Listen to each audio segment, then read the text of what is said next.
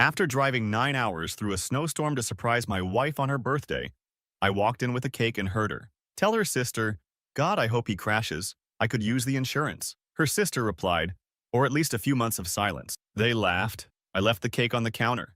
The next morning, I was gone. 3 weeks later, she regretted everything she said. So I, 33M, and my wife Abigail, 31F, have been married for 7 years. Classic story, high school sweethearts, broke up for college, reconnected at a mutual friend's wedding, and the rest was history, or so I thought. Things haven't been great lately. Abigail's been distant, started about 6 months ago when she began hanging out more with her sister Mia and this new group of friends who all seem to drive cars they can't afford and take vacations they don't have the money for. Not judging, just noticing. Abigail started making comments about our house being starter size and asking when I was going to level up career-wise. I chalked it up to a phase. We live comfortably, nice 3-bedroom in a good neighborhood, 2 decent cars, yearly vacation. Nothing fancy, but we're doing fine. Or I thought we were. Last week was Abigail's birthday. February birthdays suck in the Midwest. Always cold, often snowy, plans get canceled. So I decided to do something special this year. Her actual birthday fell on a Tuesday, but she'd mentioned wanting to visit her sister that weekend since they had plans to go to some spa thing on Saturday. I told her I couldn't get away from work and would have to stay behind. That was a lie. I'd actually arranged to take Friday off. The plan? Surprise her by showing up at Mia's place Friday evening with her favorite cake from this bakery near our house. Then take her out for a fancy dinner I'd already booked. I'd even packed a bag with her favorite dress and shoes. I had it all worked out. Weather reports started looking sketchy Thursday night. Winter storm warning. 6 to 10 inches expected across 3 states, including the entire route I needed to drive. Most people would have canceled. I didn't. Partly stubborn determination, partly not wanting to waste the reservation at the restaurant that took me 3 weeks to get. I left at 7 a.m. Friday. What should have been a 6-hour drive turned into a 9-hour nightmare. White-knuckle driving through snow so thick I could barely see the taillights in front of me. 3 accidents on the highway slowed everything to a crawl. Had to stop twice to get coffee just to stay alert. But I kept thinking about Abigail's face when I'd walk through the door. Worth it, right? Got to Mia's neighborhood around 4 p.m.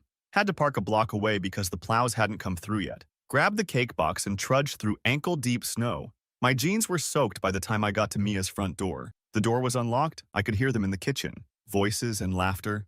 I was about to call out when I heard my name. Abigail was mid-sentence. From Noah. Nothing. Radio silence. Mia said something I couldn't make out. Then Abigail again, clearer. He texted earlier saying he was stuck at work. Probably still there. In this weather? They'd have sent everyone home, Mia replied. Well, he's probably on the couch with his headphones on playing that stupid game again. I froze in the entryway. This wasn't the usual playful eye-rolling about my gaming habits. There was real contempt in her voice. At least he's not here ruining your birthday week, Mia said. I almost stepped in then to announce myself. Wish I had. Instead, I heard what came next. God, can you imagine? Abigail laughed. He'd insist on coming to dinner with us tonight and tell the same 3 stories he always tells. Then he'd get that sad puppy look when I want to go out tomorrow without him. My stomach nodded. I stood there holding this stupid cake I'd driven 9 hours through a blizzard to deliver, listening to my wife mock me to her sister. Well, at least he's safely out of the way, Mia said. The roads are a disaster. My friend's husband got stuck on the highway for 3 hours. There was a pause. Then Abigail said something I'll never forget. God, I hope he crashes. I could use the insurance. I must have made a noise because they both got quiet. I thought I'd been caught, but then Mia responded, or at least a few months of silence. They both laughed. Actual laughter. At the thought of me dead or hospital. I don't remember consciously deciding what to do next. I just walked into the kitchen, placed the cake box on the counter, and walked back out. Their faces. I've never seen color drain from someone's face so fast in real life. Abigail called my name, but I just kept walking. Back through the snow, back to my car. I sat there for maybe 20 minutes before I could even put the key in the ignition. My phone blew up. 17 missed calls by the time I checked. 38 text messages. I read exactly none of them. I drove to the nearest motel. Cost me $80 for a room that smelled like cigarettes in desperation. Turned off my phone and stared at the ceiling until sunrise. When I did turn my phone back on, there were 63 texts and 29 missed calls. I didn't read them. Just texted my friend Theodore. Something happened with Abigail. Need a place to crash for a few days. Theo, being the MVP he is, just replied, doors unlocked, beers in the fridge. I drove the 9 hours back home, packed 3 suitcases of clothes and essentials while Abigail was still at Mia's, grabbed my important documents from our fireproof box, and went to Theo's. That was 3 days ago. I still haven't spoken to Abigail, though not for her lack of trying. She's called from multiple numbers, left voicemails ranging from tearful to angry, and even showed up at my work yesterday. I wasn't there, called in sick. Today, I went to the bank and moved half our joint savings into a new account in just my name, froze our joint credit cards, changed all my passwords, told my boss I needed to work remotely for a week due to a family emergency. It's all very methodical, which is weird because inside I feel like I'm in free fall. The thing is, I keep replaying those words. I hope he crashes. I could use the insurance. Who says that about someone they're supposed to love? Who laughs about their spouse being silenced for months?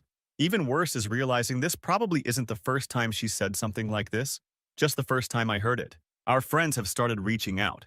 Apparently, Abigail's telling people we had a misunderstanding, and I'm overreacting. Classic gaslighting move. One mutual friend texted saying, "Whatever happened, I'm sure you guys can work through it," without even asking for my side. I haven't told anyone what I heard. Not even Theo knows the full story, though he hasn't pushed. He just keeps the fridge stocked and gives me space.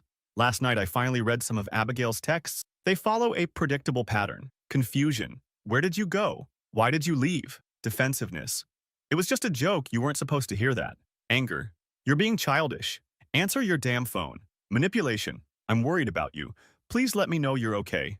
Threats. If you don't call me back, I'm calling the police to report you missing. Self-pity.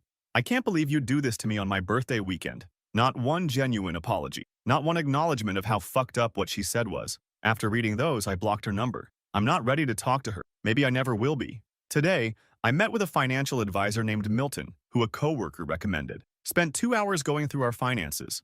Found out some interesting things, like how Abigail's been spending $700, $800 a month on online shopping for the past year, or how she took out a store credit card I didn't know about with a $3K balance. Milton helped me make a plan to disentangle our finances as painlessly as possible. It's all legal, nothing shady, but it means Abigail's about to get a reality check about her spending habits. The joint account I left untouched has enough for this month's mortgage and utilities. After that, we'll see. I'm not trying to leave her destitute. I just need her to understand there are consequences. The wild thing is, I still catch myself wondering if I'm overreacting. Like, maybe it really was just a joke. But then I remember her tone, the casualness of wishing me dead, the laughter afterward, and I know I'm not. Theo says I should talk to her if only to get closure. Maybe he's right, but right now, I'm still processing, still trying to figure out who this person I married actually is. Tomorrow marks 4 days of silence from my end. Abigail's sister Mia tried to call today. I didn't answer. Then our neighbor Lydia texted saying Abigail was at our house crying on the front step because I changed the garage door code. Part of me feels bad. Most of me doesn't. The thing that keeps me up at night isn't even the insurance comment. It's the laughter. The easy way they both found humor in the thought of me suffering. Who does that? And how long has she felt this way? I've also been wondering about the life insurance policy we took out 3 years ago. It's not huge, $500K, but enough to make someone hope he crashes, I guess. Calling the insurance company tomorrow to see about changing the beneficiary. I know this is getting long, but typing it all out helps. Theo's got a buddy who's a divorce lawyer. Meeting him for coffee tomorrow. Not sure if that's where this is heading, but I need to know my option. For anyone wondering what I'm going to do next, I don't know yet. Part of me wants to just disappear completely. Change my number, move to a different state, start over. But that feels like running away. Another part wants confrontation. Wants to see her face when I repeat her words back to her. Wants her to feel 1/10 of the hurt I'm feeling. But mostly I just want the hollow feeling in my chest to go away. I want to stop seeing her face when I close my eyes. I want to stop hearing those words and that laughter on repeat in my head. For now, though, I'm taking it one day at a time. Keeping my head down, making plans, and letting her wonder where I am, what I know, and what I'm going to do. If there's interest, I'll update as things develop. Regardless, thanks for letting me vent. Sometimes the internet is the only place where strangers will just listen without trying to fix everything. Still standing? Still breathing. Noah. Update. Quick TLDR of previous post for those joining. I drove 9 hours through a snowstorm to surprise my wife Abigail at her sister Mia's house for her birthday. Overheard Abigail telling Mia she hoped I'd crash for the insurance money. Left the cake on the counter and walked out. Been staying at my friend Theodore's place for 3 days, ignoring her calls and texts while sorting out finance. Lots of you asked for an update when things developed. So here we are. It's been a week since my last post, and 10 days since I heard those words that keep replaying in my head like a cursed TikTok sound. They say anger fades. That's what all the self-help podcast Theodore's been playing in the kitchen claim anyway. The rage subsides, and you're left with a clear mind to make better decisions. I'm still waiting for that part. Last Wednesday, day 4 of silence, I woke up with a plan. Not a good plan, not a healthy plan, but a plan that felt right in that moment. I waited until 9:30 a.m. when I knew Abigail would be at work. Then, I went home. Our home. With 3 empty suitcases and Theodore's pickup truck. The house looked exactly the same as when I left it. Coffee mug still on the counter, mail piled up by the door. But it felt different, foreign, like walking into a movie set of my life rather than the actual thing. I started in the bedroom, packed all my clothes except the ones Abigail had picked out for me over there. Left those hanging in the closet like abandoned cocoons. Took my grandmother's watch from the dresser, my journals from the bookshelf, the external hard drive with all our photos. Petty maybe, but I paid for the damn thing. In the office, I disconnected my gaming setup. Left the desk, we bought it together, but took the chair. I bought it when she complained about the squeaky wheels on the old one.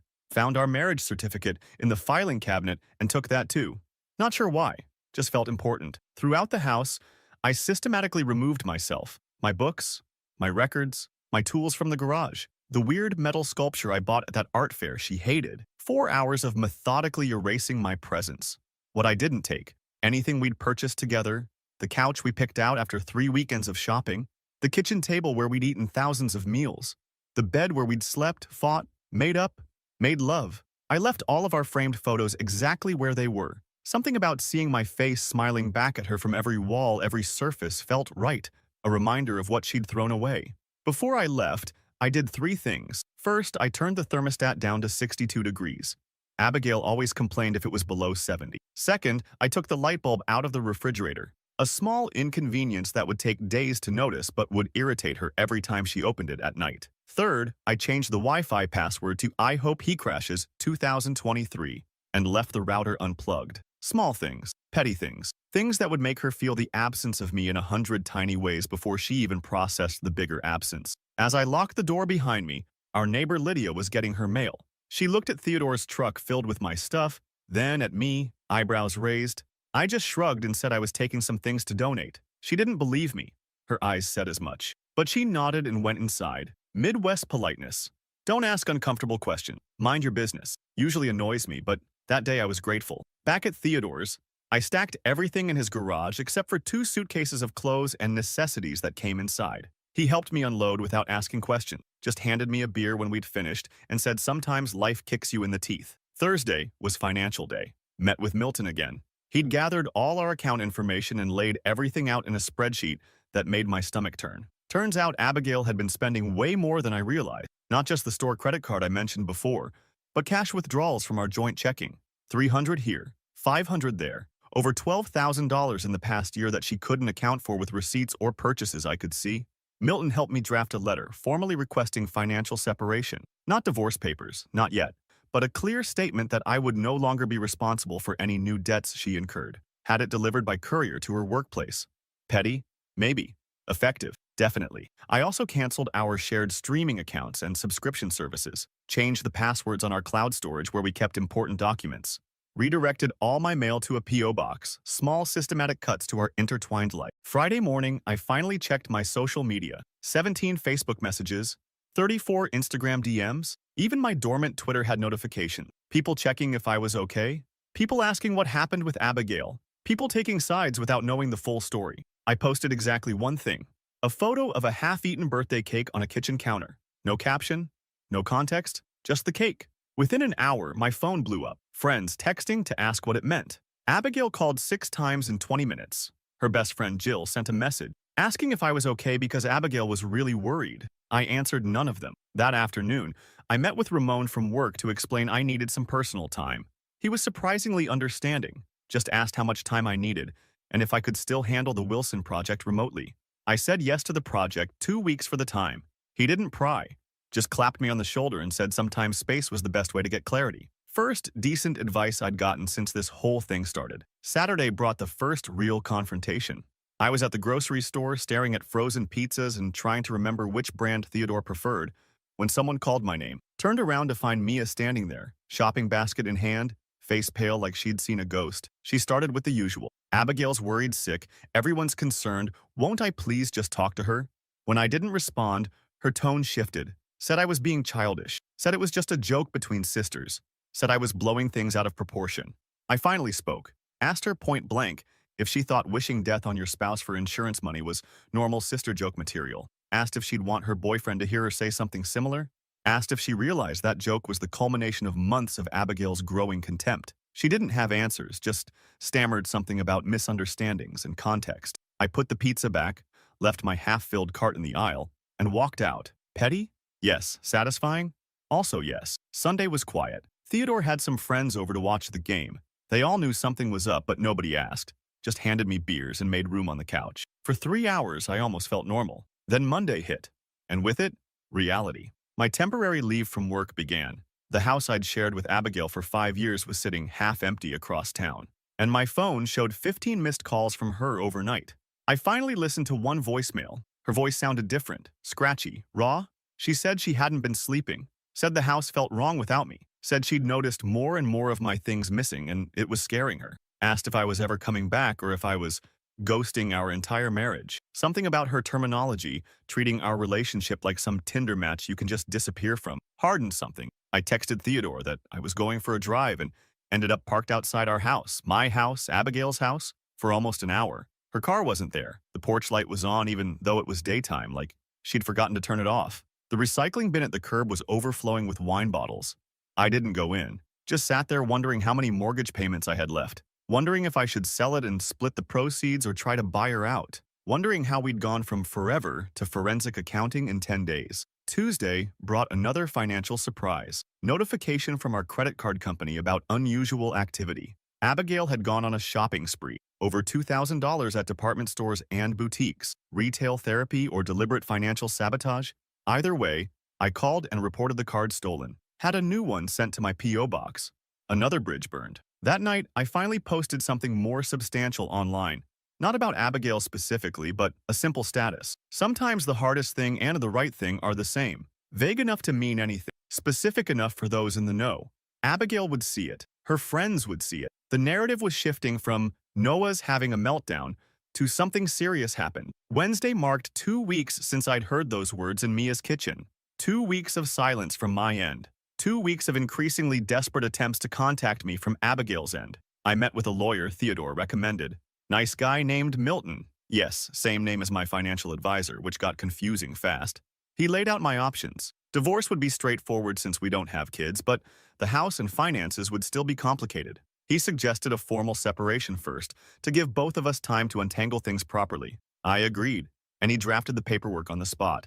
Said he could have it served as early as Friday. The ball was rolling now, picking up speed with each day of silence. Thursday was when things escalated. I was working remotely from Theodore's dining table when the doorbell rang. Theodore answered, then came back looking uncomfortable. Abigail was outside, he said, crying, demanding to see me. I sat there frozen, coffee halfway to my lips, as Theodore awkwardly asked if he should send her away or let her in. Neither option felt right. I wasn't ready to see her, wasn't ready to hear whatever excuses she'd prepared. But sending her away felt like giving her ammunition, proof I was being unreasonable. So I nodded, and Theodore let her in. She looked terrible. Hair unwashed, eyes red-rimmed, wearing what looked like the same sweater from days ago. She stood in the doorway staring at me like she couldn't quite believe I was real. I didn't stand, didn't offer her a seat, just waited. She spoke first, asking if I was really having her served with separation papers. Apparently, Milton's assistant had called to verify our address, and she'd pressed until they revealed what the call was about. So much for the element of surprise. I said yes, I was. She asked why I wouldn't talk to her, wouldn't let her explain. Her voice kept catching, like she had to force the words out. I told her there was nothing to explain. I heard what I heard. She said it wasn't what I thought, that she'd been stressed about work and bills and her sister always brought out the worst in her, that she didn't mean it literally, it was just dark humor after a few glasses of wine. I asked her if she remembered what she'd said exactly. She hesitated, then claimed she'd said, I wish he'd just crash on the couch for a while and I'd misheard. That's when I pulled out my phone, played the audio. Yes, I had a recording. Not because I'd planned it, I'd been using a voice memo app to record gift ideas on the drive, trying to think of what else to get her for her birthday besides the cake. Never stopped the recording when I arrived. Pure accident, or fate, or whatever you want to call it. Her exact words, in her exact voice. God, I hope he crashes. I could use the insurance. Mia's response, or at least a few months of silence. The laughter afterward. The color drained from Abigail's face as she heard herself. She tried to grab my phone, I moved it away. She started crying harder, saying it was taken out of context. She didn't mean it. She'd never hurt me. I just asked her one question. Would you have told me about this conversation if I hadn't heard it myself? Her silence was answer enough. Theodore had made himself scarce when she arrived, but now he came back into the room, awkwardly suggesting maybe they should continue this conversation another time when emotions weren't so high. Abigail ignored him, focused entirely on me. She started listing all the things she'd realized over the past 2 weeks, how much she depended on me, how the house felt empty without me, how she couldn't sleep in our bed alone, how she'd never meant to hurt me and would spend the rest of her life making it up to me if I'd just come home. It was the performance of a lifetime. Tears, trembling hands, voice breaking at all the right moments. 2 weeks ago, I might have been moved, might have believed her, but something had changed in me. I'd spent 14 days thinking about not just what she'd said, but why she'd said it. The contempt that must have been building, the casual cruelty. The person who could laugh at the thought of me dead was not the person I thought I'd married. So I told her the truth. I didn't know if I could ever trust her again. The separation papers weren't about punishing her. They were about protecting myself while I figured out if there was anything left to save. She didn't take it well. Started saying I was throwing away 7 years over one stupid comment.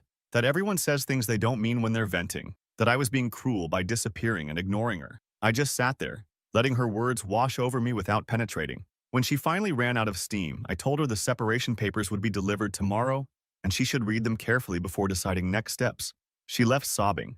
Mascara streaked down her face. Theodore came back in with 2 beers and said that was the most uncomfortable thing he'd witnessed since his parents' divorce. Dark humor. But I appreciated the attempt. That night I couldn't sleep. Kept replaying her face when she heard the recording.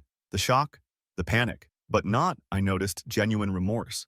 Just the fear of consequences. Friday morning, the papers were delivered as promised. By Friday afternoon, Abigail's sister was posting vague social media statuses about men who overreact and destroying marriages over misunderstandings. Funny how families close ranks even when they know who's in the wrong. But something unexpected happened too. Abigail's best friend Jill messaged just a simple text saying she'd heard the whole story now, including what Abigail had actually said, and she was sorry I was going through this. Said she'd known Abigail since college and had seen her make similarly cutting remarks about others. Said she'd tried to talk to Abigail about it before, but got shut down.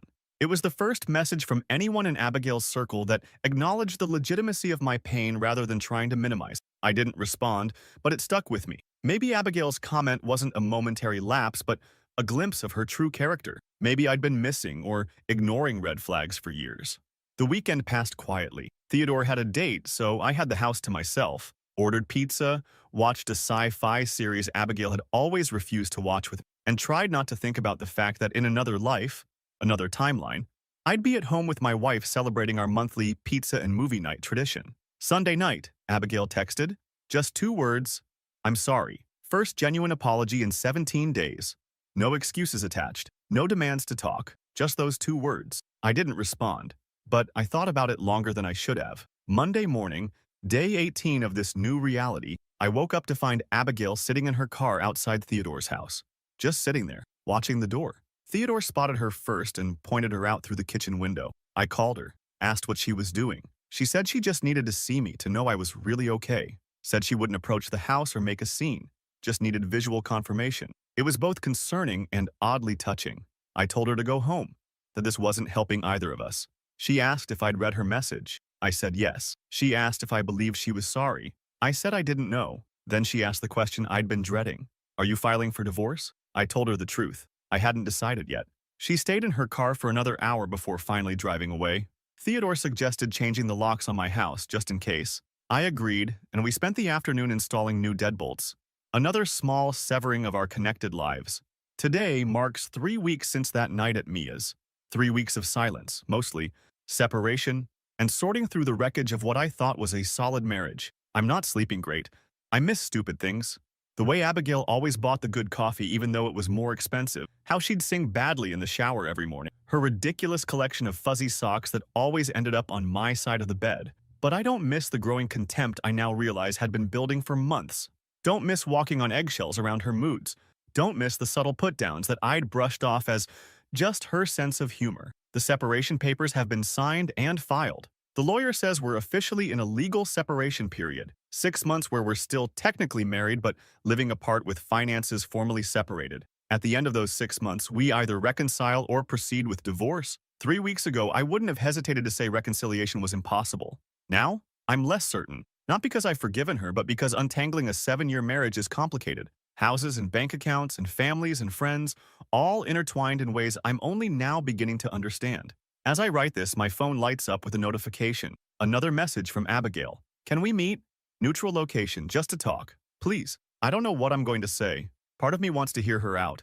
Part of me thinks it's just prolonging the inevitable. Most of me is just tired of the whole situation, but I suspect I'll agree to meet her, if only to say to her face all the things I've been typing to strangers on the internet. We'll update if anything significant changes. And thanks for all the advice on the last post, even the weird suggestions involving glitter and her shampoo bottle. Some of you need therapy, but I appreciate the solidarity. Still standing, still breathing. Noah. Final update.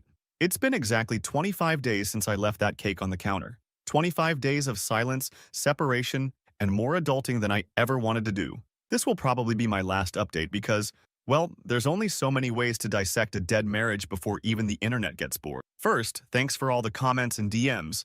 Yes, even the weird one. No, I did not take the advice about putting fish in our car vents. Y'all are savages. So, the coffee shop meeting. I got there 15 minutes early because anxiety makes me punctual. Downtown groundwork. Coffee at 2 p.m. on a Thursday meant it was busy enough for background noise, but not so crowded we'd be overheard. I picked a corner table, ordered a black coffee I didn't want, and waited. Abigail arrived exactly on time. Not 5 minutes late like she usually would be. Hair done. Light makeup. Wearing the blue sweater I'd given her last Christmas. All strategic choices, I'm sure. The first thing she said when she sat down wasn't hello. It was that she'd lost 7 pounds since I left. Just dropped that fact like it was supposed to mean something. Stress weight loss as relationship currency. Classic Abigail move. I didn't acknowledge it. Just asked why she wanted to meet. She'd prepared notes. Actual handwritten notes on a yellow legal pad.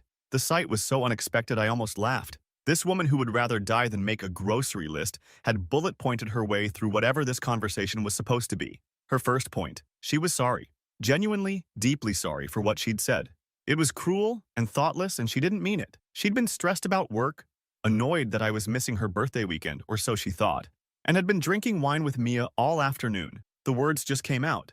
I asked why she'd laughed afterward. She flinched like I'd flicked water in her face, said it was nervous laughter, said Mia always brought out her worst side, said it was a stupid attempt to seem edgy and cool in front of her sister. Second point, she'd been taking our relationship for granted. She'd gotten comfortable in the safety I provided. The stability. She'd stopped appreciating everything I did and started focusing on what I didn't do. Third point. The past 3 weeks had been a wake-up call. She'd realized how much she depended on me. Not just financially, though, that was part of it. At least she was honest. But emotional. Said the house was too quiet. Said she'd started talking to herself just to hear a voice. Fourth point. She wanted to try couples therapy. Had already found someone who specialized in rebuilding trust after betrayal. Had booked a preliminary appointment for next week. Wouldn't I please consider it? Through all this, I just sat there, sipping my now cold coffee, watching her face for signs of the woman who'd casually wished me dead. Was this performance or genuine remorse? I still couldn't tell. When she finished her prepared remarks, she put the legal pad down and looked at me directly for the first time. Asked what I was thinking. I told her I was thinking about parallel universes, about how in another timeline, I never drove through that snowstorm, never heard what she said, would still be living in blissful ignorance. Sleeping next to someone who could laugh at the thought of me dead. She started crying, not the theatrical sobbing from Theodore's living room, quiet tears that she kept wiping away with a napkin like they were an inconvenience. I laid out my terms, not negotiating points, just facts. The separation would continue for the full 6 months as planned. I wouldn't be moving back in during that time. I wasn't saying never to reconciliation, but I wasn't saying yes to couples therapy yet either. I needed time. She nodded through all of it, like each word was a small blow she was absorbing. When I finished, she just asked if I hated her. Weirdest part? I didn't. Still don't. There's anger, disappointment, hurt, but not hate. I told her that. She seemed genuinely surprised. Said she'd been telling herself I must hate her to shut her out so completely. Said it was almost worse that I didn't, because it meant I just didn't care enough anymore to feel anything that strong. That stung, because it wasn't entirely wrong. The conversation wound down after that. We agreed to communicate through email about practical matters like the house and bills. She'd continue paying the mortgage. Her name's on it too. I'd continue paying my share of utilities. We'd reassess at month 3 of the separation. As we got up to leave, she hesitated, then asked if she could hug me. I said no. She nodded like she'd expected it, gathered her things, and walked out. I sat there for another half hour thinking about how surreal it was to have such a business-like conversation with someone you've seen ugly cry, someone who's held your head when you had food poisoning. Someone who knew every stupid, embarrassing story from your childhood. 7 years reduced to bullet points on a legal pad. Life continued its weird new pattern after that.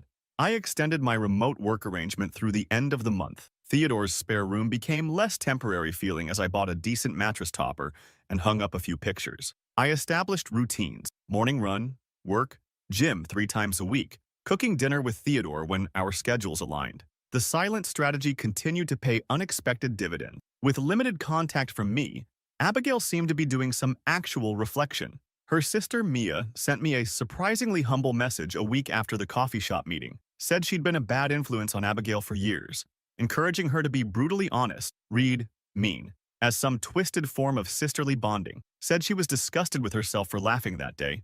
Didn't ask for forgiveness, just wanted me to know she recognized her role in the situation. I didn't respond, but took screenshots, not for leverage, just to remind myself I wasn't crazy for feeling betrayed. Meanwhile, the financial pressure was hitting harder than I'd anticipated. Abigail's friend Jill reached out again. Said Abigail was struggling to maintain her lifestyle on just her income. Had to cancel her monthly spa membership. Was looking for a roommate to help with the mortgage, but didn't want to actually move anyone in because she was still hoping you'll come home.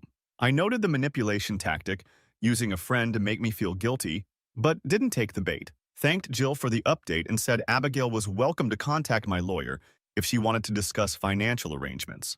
Around day 30, something shifted in Abigail's approach. Her emails became less emotional, more practical. She started selling some of her more expensive clothes and bags on resale apps, got rid of her second car, the impractical convertible she'd insisted on buying last summer. Even mentioned in an email that she was considering taking classes to increase her earning potential.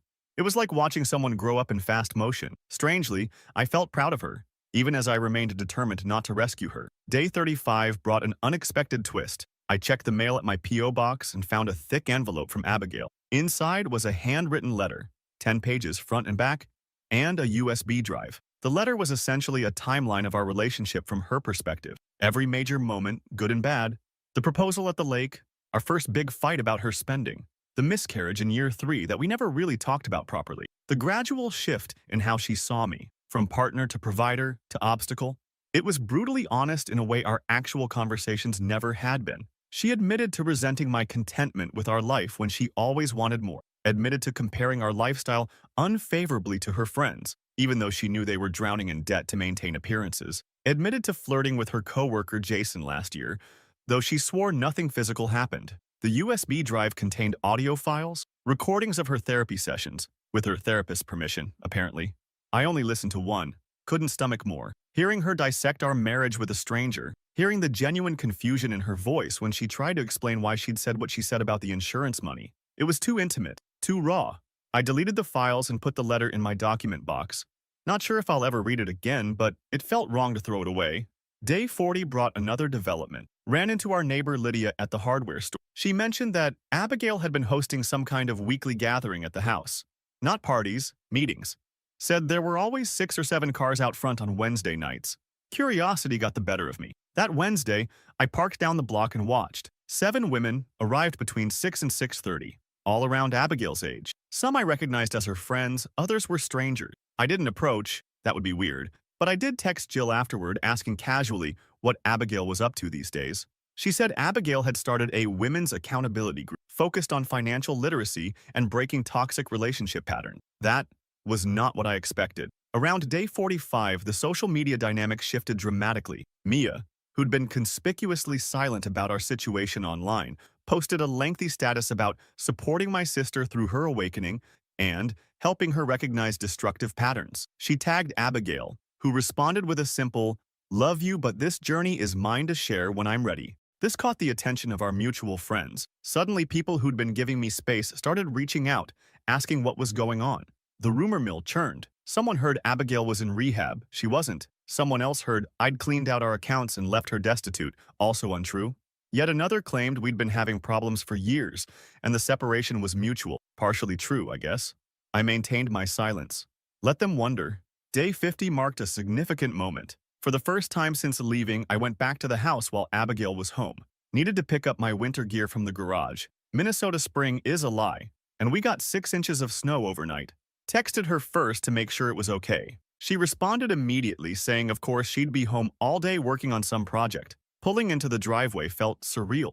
The lawn needed mowing. The flower beds were untended. Small signs of my absence. Abigail met me at the door but didn't hover, just said to take whatever time I needed, then retreated to the kitchen where she appeared to be painting something. The house felt different, smelled different too, less like my laundry detergent, more like the essential oil diffuser she'd always wanted to use, but I found too strong. Photos had been rearranged, some furniture moved, not drastically, but enough to notice. In the garage, I found my winter stuff neatly boxed and labeled, not thrown together hastily but carefully packed. She'd even included things I'd forgotten about. My favorite scarf, the expensive gloves my mom had given me 2 Christmases ago. As I loaded the boxes into my car, Abigail came out with a mug of coffee, asked if I wanted to see what she was working on inside. No pressure, just an offer. Curiosity won out. Followed her to the kitchen where she'd set up a small art studio. She was painting wooden signs with inspirational quotes, the kind of thing she used to mock people for buying at Target. Actually seemed embarrassed as she explained it was therapeutic, and she'd sold a few at a local farmer's market. We talked for maybe 15 minutes, surface-level stuff. Weather, her parents' anniversary, the water heater making that knocking sound again. Normal conversation between two people who used to share everything. As I was leaving, she said something that stuck with me. Said she'd been reading about grief and realized she was grieving our marriage while also hoping to save it. And those two things kept contradicting each other in her head. I nodded, said I understood because I felt the same contradiction. It was the most honest exchange we'd had in years. Day 60 brought financial clarity. Meeting with Milton, the financial advisor, not the lawyer, still confusing, revealed Abigail had been sticking to our agreement. No new joint debt, regular payments on her personal credit cards. She'd even paid off that store card I hadn't known about. Milton suggested it might be time to discuss more permanent financial arrangements, depending on which way I was leaning about reconciliation. I realized I hadn't actively thought about that choice in weeks. Had been so focused on maintaining boundaries that I'd avoided the bigger question. So I made a list, pro/con style, like deciding which car to buy or which job offer to take. Except this was about whether to try salvaging a 7-year marriage or walk away permanently. The list didn't help. Some things can't be quantified. Day 70. Theodore announced he was seeing someone seriously enough that they were discussing moving in together. Not immediately, but within a few months. He assured me I could stay as long as I needed, but the subtext was clear. Time to figure out more permanent arrangement. That weekend, I toured 3 apartments, signed a 6-month lease on the second one. 1 bedroom, walkable downtown location, decent kitchen. A fresh start, told Abigail via email. She responded with a single line. I understand, but the door here remains open. Moving day came on day 75. Theodore helped, along with 2 other friends. 4 hours of carrying boxes and furniture up 3 flights of stairs because the elevator was broken. Ordered pizza and beer afterward. Christened the place with a makeshift living room picnic since I hadn't bought a dining table yet. That night, alone in my new apartment, I finally opened the folder of photos on my external hard drive. 7 years of memories. Vacations, holidays, random weekday moments, Abigail laughing at something off camera, Abigail sleeping with her mouth slightly open, Abigail in the early days looking at me like I hung the moon. I didn't cry, just sat there feeling the weight of everything we'd built and everything we'd lost. Day 80. Email from Abigail asking if we could meet again. She wanted to discuss what would happen after our 6-month separation ended, still 3 months away, but she wanted to be prepared for either outcome. We met at a different coffee shop, more neutral territory. She looked good, healthy, had cut her hair to shoulder length, wore minimal makeup and simple clothes, jeans, sweater, boots, the flashy designer purse replaced by a canvas tote. The conversation was direct. She asked if I was leaning toward reconciliation or divorce. I told her honestly that I hadn't decided. Asked what she wanted. She said she wanted to try again, but only if I could eventually forgive her. Really forgive, not just say the words while holding on to resentment. Said she'd changed in the past 11 weeks, was still changing, and wanted the chance to show me that person rather than tell me about her. I said I believed she'd changed. Said I'd changed too. Said I wasn't sure if our new selves were still compatible or if we'd grown in different directions. She nodded, said that was fair. Then she handed me a sealed envelope, said it contained her proposed terms for either outcome, reconciliation or divorce. Asked me to read it when I was ready and let her know my thoughts. I opened it 3 days later. Inside was the most mature, reasonable document I could have imagined from someone fighting for their marriage while preparing for its end. For reconciliation, 6 months of couples therapy before cohabitation, full financial transparency from both sides, regular check-ins about relationship satisfaction, annual State of the Union, discussions about goals and progress. For divorce, fair division of assets based on contribution rather than strictly 50-50ths. She would buy out my share of the house at market value. No alimony either direction. Clean break with minimal lawyer involvement if possible. It was clear-headed, practical, and completely unlike the Abigail who'd wished me dead for insurance money 3 months earlier. I emailed her that both sets of terms seemed reasonable, asked for time to make my decision. She responded with a simple, "Take all the time you need. Day 90, today." 3 months since I heard those words in Mia's kitchen. 3 months of silence, separation, reflection, and growth. I've been thinking about cakes. The one I left on Mia's counter. The birthday it was meant to celebrate. The moment everything changed. This afternoon, I went to the same bakery, bought the same cake, drove to my new apartment and set it on my new counter. Then, I took a photo and texted it to Abigail. The first direct text I'd sent her in 90 days. She called immediately. I let it go to voicemail. Then I cut a slice of cake, sat on my secondhand couch, and listened to her message. She didn't beg, didn't make assumptions, just said she understood the symbolism, said she would accept whatever I decided, said she was proud of how I'd handled myself through all of this, with dignity instead of destruction, said she was sorry again, not expecting forgiveness but offering the apology anyway. I'm meeting with the lawyer tomorrow, not to file for divorce, not yet, but to discuss the next steps of either path, to understand what reconciliation would really look like after something like this, to know exactly what I'm choosing. Tonight, I'll finish this cake, alone.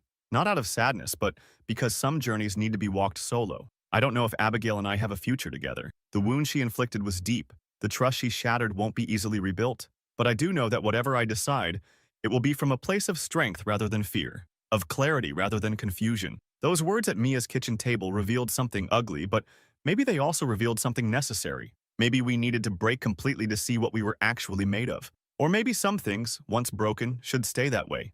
Either way, I'm at peace with the process. The man who left that cake on the counter 90 days ago would have set himself on fire to keep Abigail warm. The man writing this now knows his own worth. I'll update one last time after I make my final decision, but for now, I'm signing off. Thanks for coming on this journey with me, internet strangers. Your advice, support, and occasional terrible revenge suggestions have been a strange form of therapy. Still standing, still breathing, stronger than before. Noah.